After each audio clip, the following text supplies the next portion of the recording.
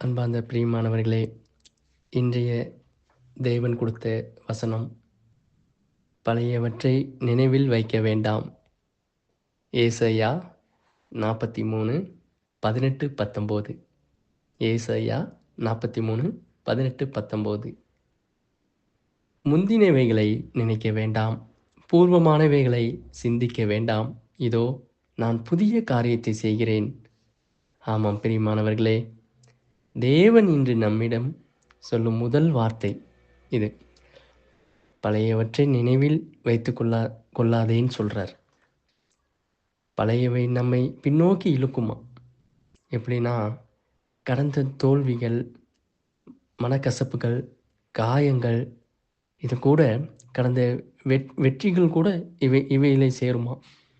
தேவன் செய்யும் புதிய காரியத்தை காணாமல் நம்மை பழைய இடத்திலேயே நிறுத்திவிடுகிறது.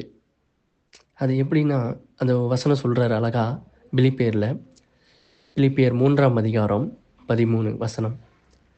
பின்னுள்ளவைகளை மறந்து முன்னுள்ளவைகளை குறிக்கிறேன் என்று சொல்கிறார்.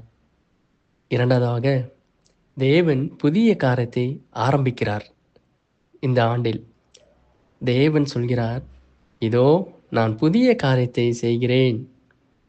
புதிய காரியம் அப்படின்னா என்னன்னா, புதிய நம்பிக்கை, புதிய துவக்கம், புதிய வழி. இது எதிர்காலத்தில் அல்ல, இப்பொழுதே அது தோன்றும் என்று தேவன் சொல்கிறார். ஆமாம் பெரியமானவர்களே, அதுக்கு ஒரு உதாரண வசனம் 2 கொரிந்தியர் 5ஆம் அதிகாரம் 17வது வசனம். கிறிஸ்துவுக்குள் இருப்பவன் புதிய சிருஷ்டியாக இருக்கிறான். மூன்றாவதாக, வனாந்தரத்திலும் தேவன் வழி உண்டாக்குவார். நம் வாழ்க்கை வனாந்தரம் போல உலர்ந்திருந்தாலும், அவாந்தர வெளியிலே போல வழியில்லாது இருந்தாலும், தேவன் சொல்கிறார், நான் அங்கே வழியையும் ஆறுகளையும் உண்டாக்குவேன் என்று சொல்கிறார். பாருங்க பிரியமானவர்களே, சங்கீதம் 126:4 சொல்கிறாரு, வனாந்தர ஆறுகளைப் போல எங்கள் நிலையை திரும்ப பண்ணும். முடிவா என்று சொல்கிற வார்த்தை இன்று தேவன் நம்மிடம் கேட்கிறார்.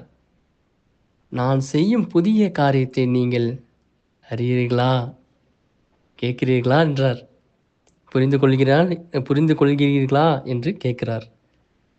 பழைய கண்ணீரை விடுங்கள், பழைய பயங்களை விட்டு விடுங்கள் என்று சொல்கிறார்.